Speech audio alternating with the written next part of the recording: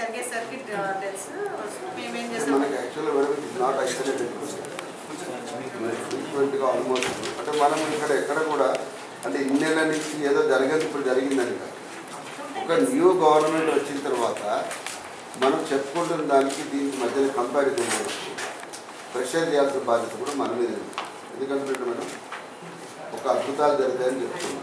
ఇప్పుడు మన హాస్పిటల్ మీద ఎర్లియర్ గవర్నమెంట్ కంటే ఏమైనా మనం స్పెసిఫిక్ ట్రస్ట్ ఏమైనా పెట్టినాము.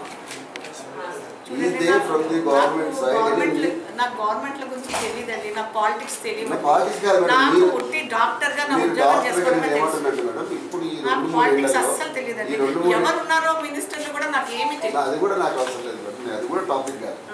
మనకు ఈ హాస్పిటల్లో ఈ 3 ఏళ్ల నుంచి స్టాఫ్ ఏమైనా ఇంప్రూవ్ అయ్యారా, కన్సల్టెంట్ స్పెషలిస్ట్ ఏమైనా ఇంప్రూవ్ అయ్యారా? యాక్చువల్గా మేము ఉన్నదే 2 యూనిట్స్ అండి. డెఫినెట్లీ వీఆర్ ఓవర్ వర్క్, అందులో అనుమానం ఏం లేదు. మా ఓపీ 600 దాకా ఉంటుంది. చూసారు కదా, ఓపీ చూసి వచ్చారా ఎంత రష్ ఉందో. మరి ఇంత ఇన్సిడెంట్లు జరిగినా కూడా ఓపీ ఇంత రష్ ఉంది అంటే we are the hospital is good.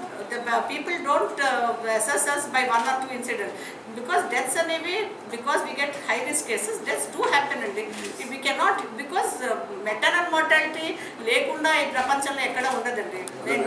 we get high risk cases and they do happen. అంటే ప్రధానంగా టెర్షరీ హెల్త్ కేర్ సెంటర్లో ఏ ల్యాక్యునే ఉంటుంది, ఏ గ్యాప్ ఉండదు. ఎందుకంటే they are actually government is trying to give 2 more extra units for us. Okay. 2 more extra units. మనము ఒకవేళ implement అవ్వలేదు, వస్తుంది. I am quite sure it will come. At present we are having only 2 units and there are 13,000 deliveries అండి. You can just imagine how much we are. ఇప్పుడు పేషెంట్లే కాదండి, డాక్టర్లు కూడా కష్టపడతారు. మళ్ళీ ఇట్లా కూడా మమ్మల్ని ఇబ్బంది పెట్టేస్తుంటే మేము డాక్టర్లు భయపడిపోతున్నారండి. నిజం చెప్తున్నాను. అసిస్టెంట్ ప్రొఫెసర్స్ డ్యూటీ చేయాలంటేనండి భయపడుతున్నారు. ఒక పక్క మీడియా బయట, నేను వచ్చి నైట్ డ్యూటీ చేశాను వాళ్ళతో తోడు. బయట మీడియా, పేషెంట్ అటెండర్స్ కొంచెం వాళ్ళని ప్రొవోక్ చేస్తే వాళ్ళు దెబ్బలాడతారు.